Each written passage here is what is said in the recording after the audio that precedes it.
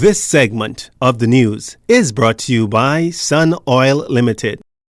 Owners and operators of the commercial, recreational, and watercraft industry were officially allowed to return to work today after more than 2 years off the job because of the COVID-19 pandemic.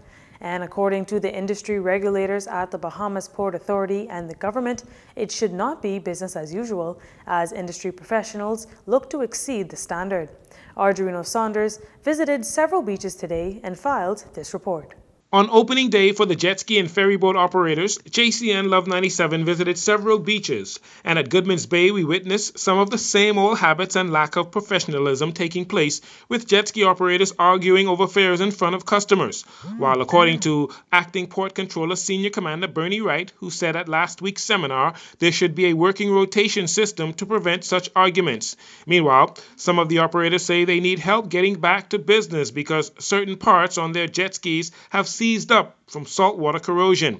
Veteran Christopher Placaris from Johnson Water Sports told us why his company was able to get back to work immediately. Well, we take this type job real serious. So when in a time like that, when the bikes are not in the water, we have to still keep them oiled up. So every other day, the bikes where the bikes are laid up, they're not too far from where I live. So every other day I'll go there and kick them over and make sure they run and stay up.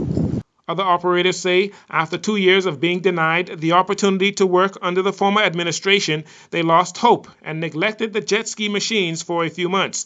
Mr. Placaris explains what happens if the jet skis are not oiled and started regularly.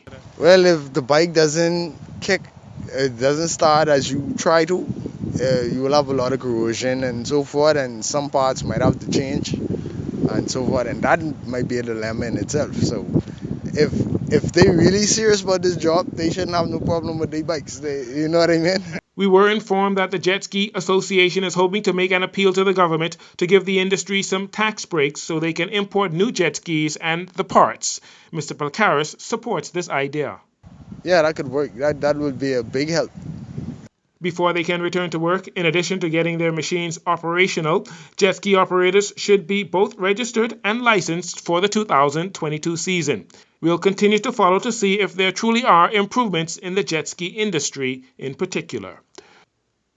Jcn Saunders for JCN News. Police on the island of Grand Bahama have arrested a number of illegal immigrants and 2 Bahamian males off West End.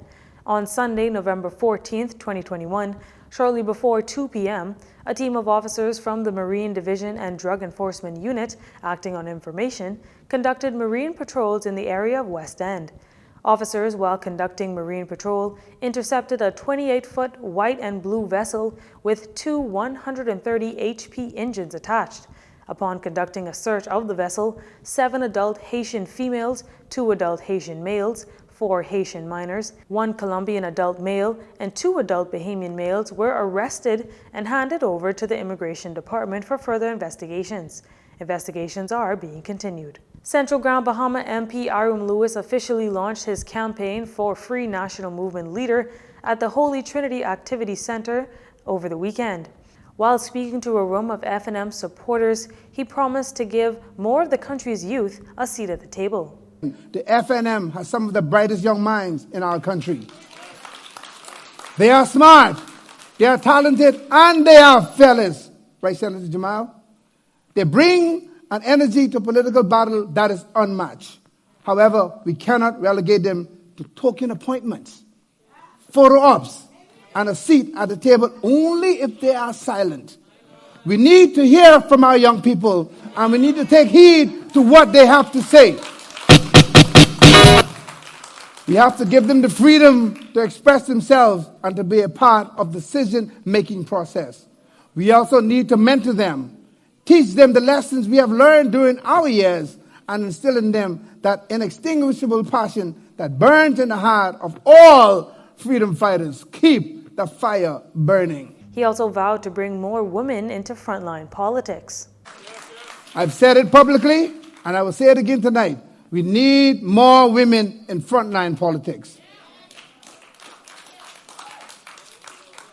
Whatever we have to do to make it less burdensome to get involved, we will do. whatever it takes to make them feel safe and, of course, more respected, we will do.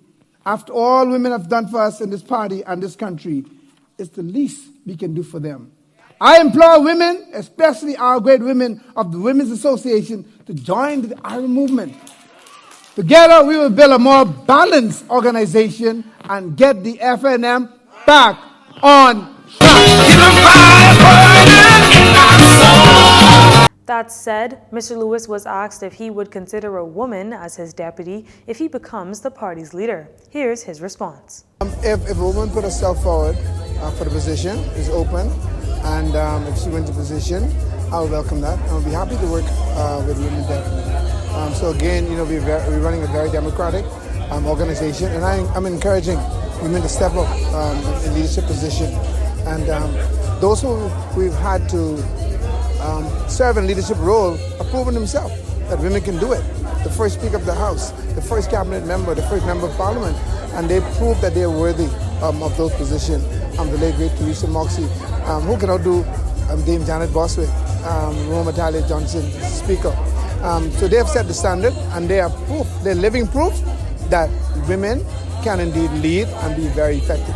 The Central Grand Bahama MP and former Cabinet Minister joins Michael Pintard and Kwesi Thompson in the leadership race at the FNM's upcoming convention on November 27th. You're watching Jcn News. Stay with us. This segment of the news has been brought to you by Sun Oil Limited.